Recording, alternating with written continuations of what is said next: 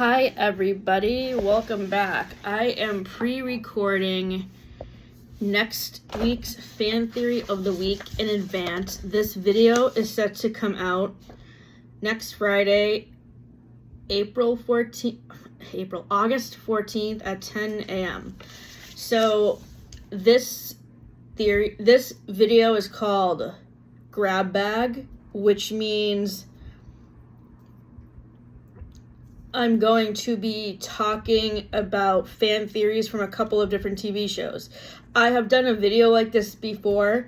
In this video, I'm going to be talking about fan theories from Friends, How I Met Your Mother, Young Sheldon, and 2.5 Men. So we have a lot of ground to cover today.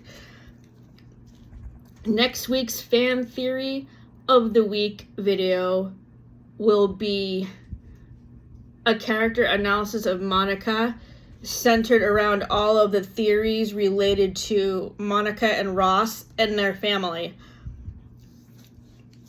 I will also be updating my opinion on Monica's relationship with Richard, because after re-evaluating that, after watching a video I watched for research on my character analysis of Monica, my opinion of that relationship has changed slightly. On to today's theories. The first Friends fan theory I wanted to talk about today is the characters in Friends are teens predicting who they will be in adults. So this fan theory predicts that a bunch of teenagers are sitting around in a coffee shop. They're about to graduate high school and are predicting where they're going to be as adults. There are 6 kids in this group of teenagers, and each kid in this group is projecting their future selves based on the archetypes of the Friends characters. The 6 archetypes are the fashionista for Rachel, the free spirit for Phoebe, the funny one for Chandler, the intellectual for Ross, the overachiever for Monica, and the dreamer for Joey. At the time of the air date of the finale episode of Friends, which was May 18th, 2004, I paired myself up with Joey's archetype, the dreamer, because of the fact that I was just getting out of high school and about to go to college and trying to figure out what my future would hold. And the next fan theory for Friends I wanted to talk about is Rachel has a foot fetish. So in this fan theory, it highlights Rachel's reactions when people talk about feet or mention or have their feet decorated in a certain way. Like, for example, the main proponent of this theory is focused around when Monica is teaching Chandler about the erogenous zones, and she has an animated reaction when she mentions toes. The same kind of reaction happens in one episode where she gets overly excited that Phoebe has colorful painted toenails. And then Ross connects to this theory because of how in the one where Ross got high, where he tastes Rachel's trifle, he says this tastes like feet. Now, it's not really explained why Rachel has a foot fetish. They didn't really explain that very deeply within the universe of the show, but I think it has something to do with the fact that she's into fashion and making people, like, helping people make the perfect outfit. So, like, I don't know how that would really connect to the erogenous zones thing, but it connects to the second point I made about Phoebe's toenails, because maybe she noticed the colors of Phoebe's toenails and was gonna make a comment about, like, how the toenail color matched with her outfit, but she didn't really get her full thought out in that moment. The next Friends fan theory I wanted to talk about is The show is Rachel reflecting on life in her 20s once her relationship with Ross has stabilized. I think this theory makes perfect sense because it could definitely be Rachel talking to her kids or even her grandkids about the craziness that was life in her 20s with their father and their uncles and aunts. So for the purpose of this theory, I think that Rachel and Ross would have 2 other kids after Emma, and they would probably be named maybe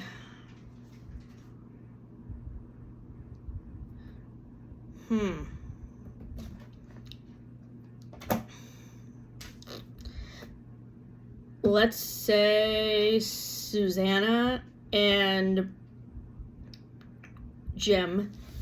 I don't know. Those are the best names I could come up with in this moment. And yeah, I think this, because the way Friends works is that the episodes have different naming devices called the one where or the one with. So I think these would be great, like, mini summaries as to different events that happened in Rachel's life. The next one is Chandler created Riverdale. I have not watched Riverdale personally yet. It is on my list. Once we have fewer TV shows to analyze for this entertainment blog, Riverdale will be on my list. In the video, I watched her research for this video where when it got to this theory, it says that the person who wrote Riverdale, that basically stated in an interview that when he wrote the character of Jughead Jones, he gave him a similar backstory to Chandler and a similar sarcastic personality. And then Jughead Jones on Riverdale is played by Cole Sprouse, who played Ben Geller on Friends when he was younger. So to expand this theory a little further, my thought is that if you guys remember in season 6, before Monica and Chandler get engaged, Ben auditions for a soup commercial with Joey, and after viewing the tape back of the soup commercial audition, Chandler then went to Susan and Carol and said, in the future, I might have a idea for Ben to audition for because I'm now writing a TV show based on Riverdale and the Archie comics, and I would like Ben to audition for Jughead Jones when the time comes. So if you have watched Riverdale, can you please leave me a comment and let me know if you think that in the universe of Friends, Chandler could have written Riverdale and based the character of Jughead off of his own life. And I wish that Matthew Perry was still here so I could ask him what he thinks of this theory and if he thinks it would be true or not. The final Friends fan theory crosses over with How I Met Your Mother, and it focuses on the finale.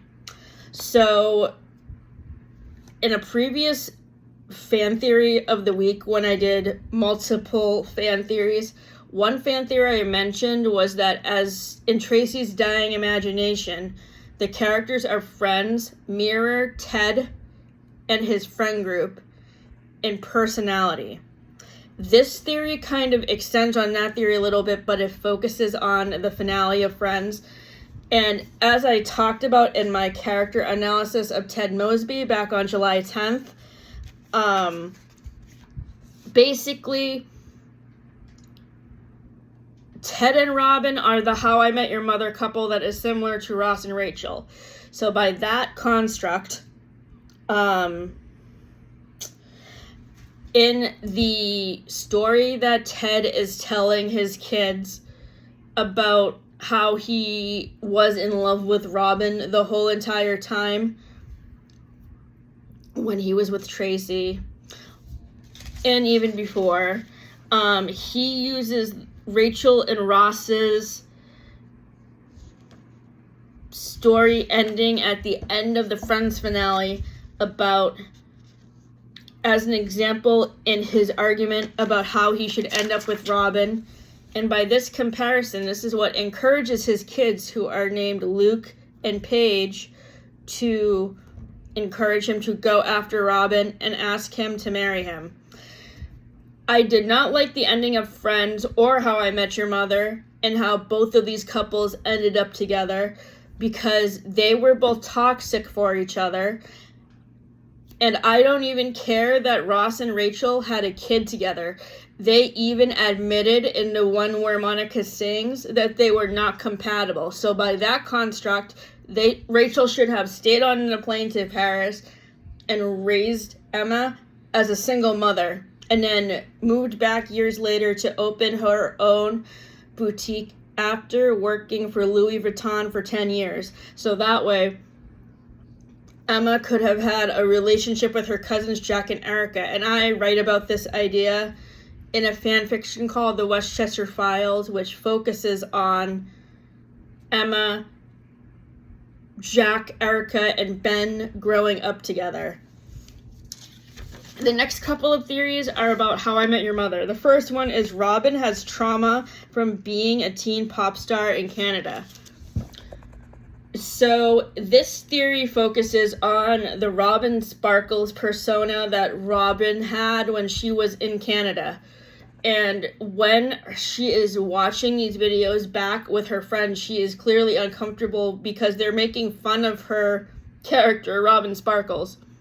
But what her friends don't know is that she was made to dress up in revealing clothing for these male TV producers and meant to do like really inappropriate things. So in a way, when I heard about this fan theory, the thing I immediately thought about was how Jeanette McCurdy talked about in How I'm Glad My Mom Died, about how Dan Schneider was kind of really creepy and was obsessed with the young girls that were on his TV shows and their feet. So that's a foot fetish thing, not similar to the Rachel foot fetish theory, but more pertinent to the creepy butler guy in Mr. Deeds with Adam Sandler, if you guys have seen that movie.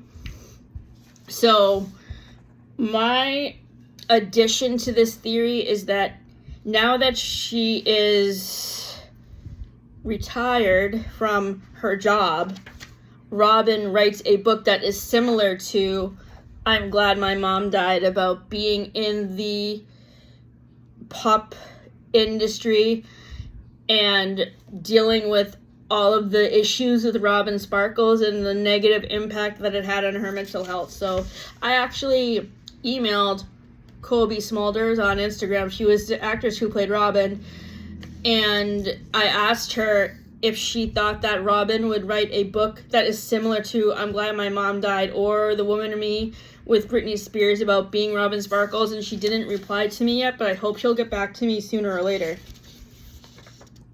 So I talked about this next theory a little bit when I did my character analysis of Ted, but I decided to bring it up again because I figured it's worth mentioning.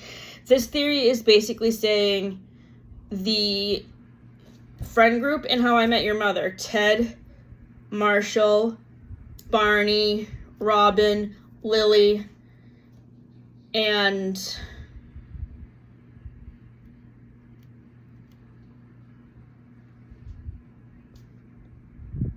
Robin. Lily, Robin. Okay. Maybe I'm missing a girl character. I don't know. But anyway, this friend group is toxic for each other and are preventing each other from personal growth. The only character in How I Met Your Mother that actually shows any growth is Marshall after his father passes away. But the rest of the characters are pretty stuck in their ways, especially Ted and Robin, because as I mentioned before, they are very similar to Ross and Rachel, is the fact that they are toxic for each other, and they're in the relationship mostly for the drama. Robin and Ted never really agreed that they were not compatible like Ross and Rachel did, but I wish they had admitted that to themselves. Ted was really obsessed with Robin, and that drove me crazy because Robin made it very clear from the beginning that she did not want to have kids, and that's what Ted was obsessed with. Tracy was not a character in the show, but instead a plot device in Ted's story to his kids about his romance with Robin. This is definitely true, and it makes me feel really bad for Tracy because the show is called How I Met Your Mother, but yet Tracy is not really talked about a lot. Sure, Ted tells his kids about how he met his mother, how he met their mother at the train station after Barney and Robin's wedding when she was heading home. But that was it. She doesn't even talk about how their relationship built up, or like their relationship as a family between the parents and the kids. And that makes me really feel sad for Tracy that her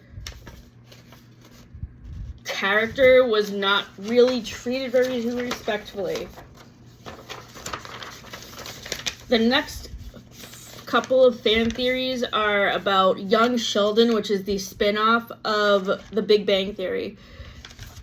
Young Sheldon is basically used as a framing the framing device that is used for Young Sheldon is Sheldon writing his memoir about how he grew up in Texas and what led him to study what he went to college to study, and how he eventually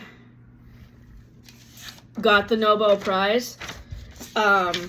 So the first fan theory about Young Sheldon I wanted to talk about today is Missy is the protagonist. Now, Missy is Sheldon's twin sister, who is played by Reagan Reward on Young Sheldon. I don't remember the name of the actress who played Missy when she briefly appeared on A Big Bang Theory in one episode for a little bit. But, so basically, this theory is saying that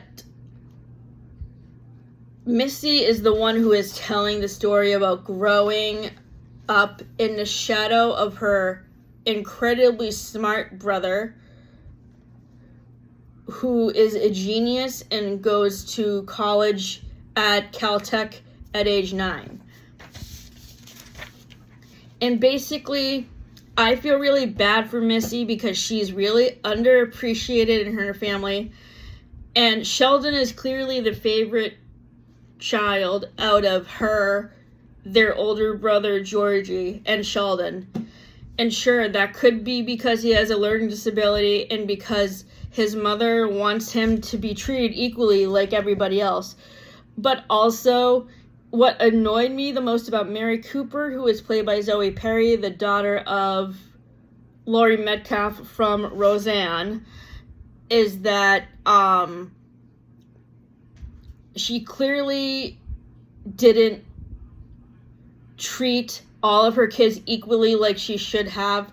Like, in one episode, Missy is really upset over a breakup, and Sheldon does not get the message that she wants to be left alone. Instead, she badgers him about it, and she rips apart his Professor Proton picture, and Mary comes in to yell at her for ripping up the picture and doesn't even care to ask her at all what happened, and punish Sheldon for barging in on Missy when she was clearly asking for privacy. I really love the relationship between Missy and her dad, and that's what made the episode where George dies at the end of season 7 really hard for me to watch, because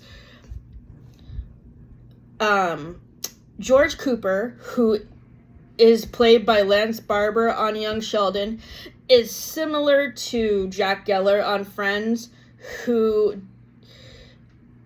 is the parent who wants to be on an even keel with all his children and pay them equal amounts of attention and not play favorites as much as Mary does with Sheldon or like Judy does with Ross.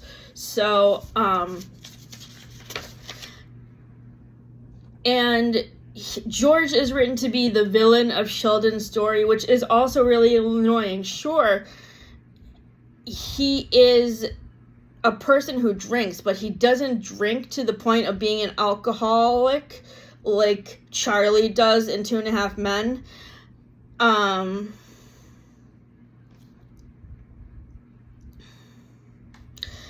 And he's definitely not abusive to his kids. As I just said, he has a very close relationship with Missy that's very sweet, and that makes his death even sadder. George and Mary's marriage was struggling before the cheating happened. This theory continues on with the favoritism towards Sheldon, and there was this one episode of Young Sheldon where Mary hides the acceptance letter that Sheldon gets from Caltech. Sheldon gets mad at her about this because he's really excited about going to college, and Mary hides the letter because she doesn't want him to go away to school yet because he's only 10 years old. But George really gets mad at her about this because he doesn't think it was an okay thing for her to not only hide the letter from Sheldon, but to hide the letter from her. To hide the letter from him. Because they should make the decision together about whether or not Sheldon is ready to go to college. And this is just one example of this.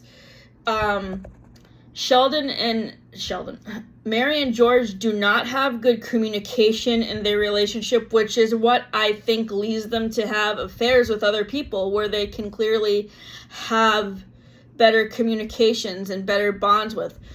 Mary has an affair with Pastor Rob, and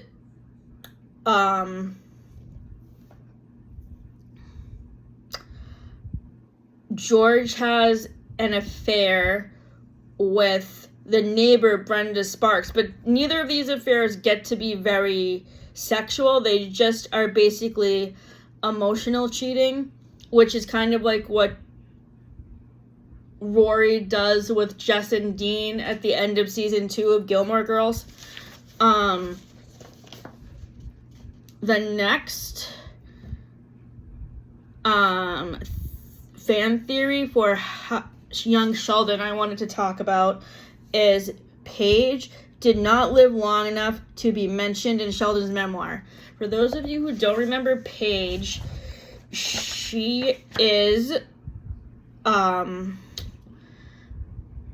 Sheldon's classmate at Caltech, who is also a child genius, and she's going through similar things in the background as Sheldon is, with the parents getting divorced, but the parents are divorced by the end of the season that she's in, and this leads her to become rebellious, to fail out of school, to get drunk at parties, and to run away with Missy and steal her dad's truck.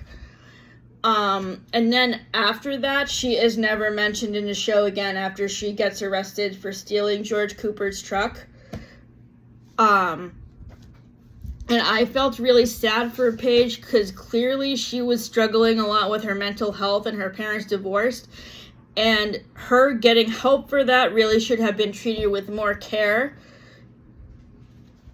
And I wish that maybe Sheldon was not nice to her anyway. They were too competitive with each other, and Sheldon also really needed a friend, and Paige could have been a good friend to him, but he didn't let that happen because he was too competitive with her, and that made me really sad for Paige because she was lonely And my assumption is that she probably ended up being an alcoholic and dying young because of all of her issues. But I would hope she would overcome that. I just don't really know, because you don't really hear anything about her. The final fan theory for young Sheldon I wanted to mention today is Mimar was the catalyst for the downfall of Mary's mental health after George dies. I think this is true because instead of telling Mary to check on her kids and see how they're doing after George dies, because they're all coping in different ways, she encourages Mary to really become hyper-religious, which is dangerous because she forces her kids to be baptized when they don't really want to. Sheldon's an atheist, and Missy wants to be able to grieve her dad in her own way and not be religious. I don't think she's an atheist like Sheldon, but yeah, I think I agree with this theory. The next 6 fan theories are about 2.5 Men, which stars Charlie Sheen and John Cryer from Pretty in Pink.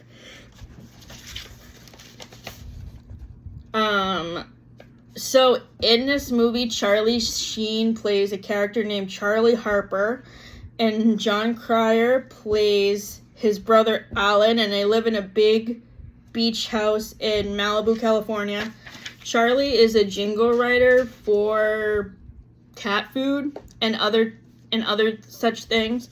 And there's a fan theory that is not in my list of theories I'm going to mention, that basically says that if you look into the underlying themes of Charlie's jingles, you can see that he was not a happy person, but he was forced to keep things happy for the songs he was writing for the commercials. Charlie ends up becoming an alcoholic, and he's also a womanizer like Joey in Friends or Barney in How I Met Your Mother, and he's always bringing women home every night to have sex with them at the beach house. Charlie and Alan also live with Alan's son from his marriage, which he's divorced, and he's sharing custody of his son Jake with his ex-wife. And so in the finale, it's stated that Rose, who is Charlie's girlfriend, takes him to Paris, pushes him in front of a train, but he doesn't die. He's still alive, but she basically takes him to Paris and buries him in the basement of the house into a big hole for 4 months, because she was really obsessed with Charlie and not really a good romantic partner at all. She was really abusive to him. But in the later seasons of 2.5 Men, Charlie is an alcoholic, and his alcoholism becomes less recreational and more borderline alcoholism by season 8 and season 9. And then he dies at the end of season 9, and Ashton Kutcher from That 70s Show replaced him. And I hated when Ashton Kutcher replaced Charlie Sheen on 2.5 Men, because I thought his character was sort of boring and not as funny as Kelso from That 70s Show. Jake is Charlie's son and not Alan. So in this fan theory, it's proposing that Alan's son is not actually his son, but it's Charlie's son because he looks the same and has similar personality aspects to Charlie, which I guess could be true because I did notice this while I was watching the show. The next fan theory from How I Met Your Mother is Jake was deliberately kept stupid.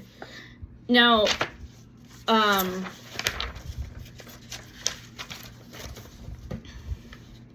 there's a similar fan theory, this is a flanderization thing, similar to like how Joey was made to be stupid in the later seasons of Friends, or how Kevin was kept stupid in a job as a accountant at Dunder Mifflin and wasn't allowed to show that he was smart. This theory basically states that Jake was not allowed to. He basically seemed like he had an intellectual disability, and Charlie and Alan did not really help him at all with his schoolwork, so that's why he got bad grades, because they didn't help him with his homework.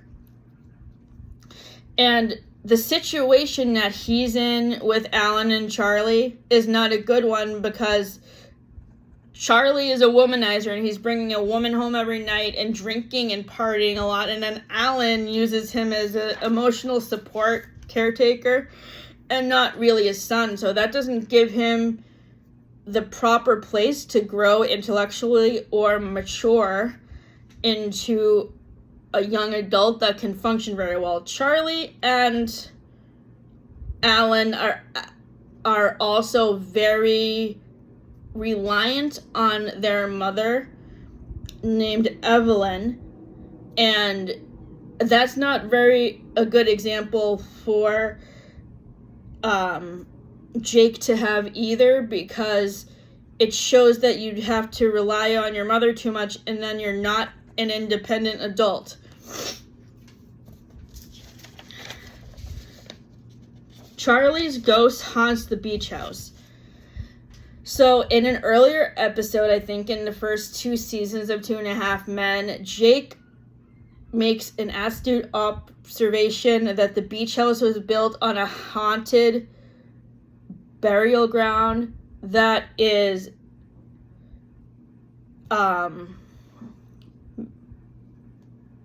haunted by angry women.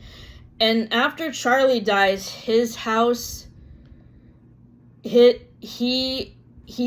ghost also haunts the beach house and kind of makes things crazy and even more dysfunctional than when he was living there. And I think this theory is true because, like, even throughout the show, when Charlie or Alan has a girlfriend, they don't stay for a very long time because living in the house messes with their brain chemistry. And I think this theory is true because, I mean, I observed that throughout the whole series when it was on. The final fan theory is the finale's Chuck Lorre's revenge on Charlie Sheen because they hated each other.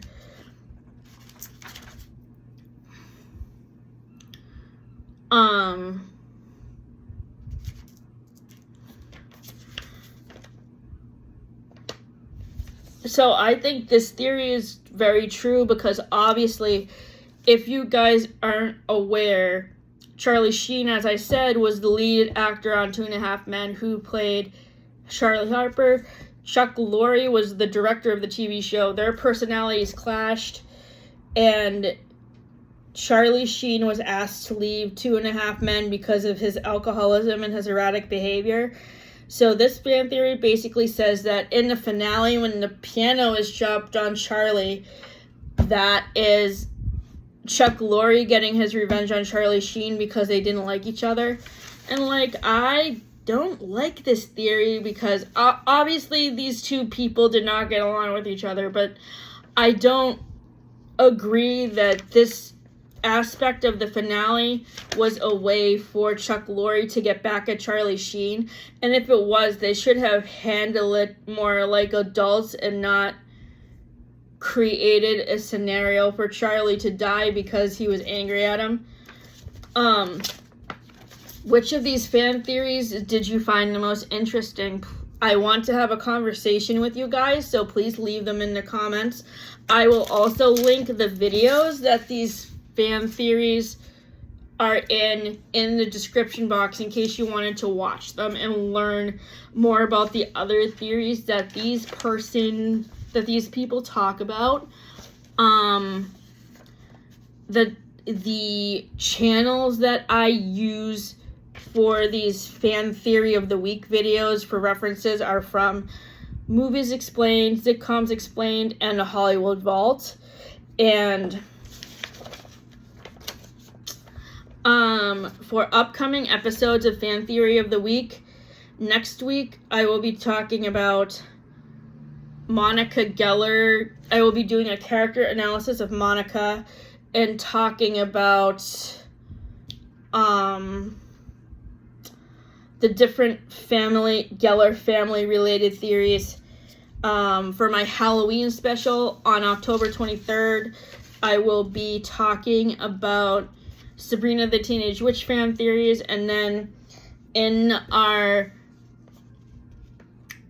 fall entertainment wrap-up at the mid part of December, Matt and I will be discussing Christmas movie fan theories and Scream fan theories.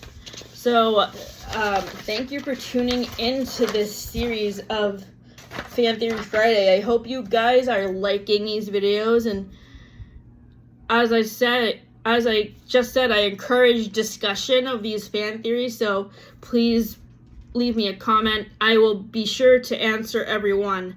Thank you. Have a great day. Bye.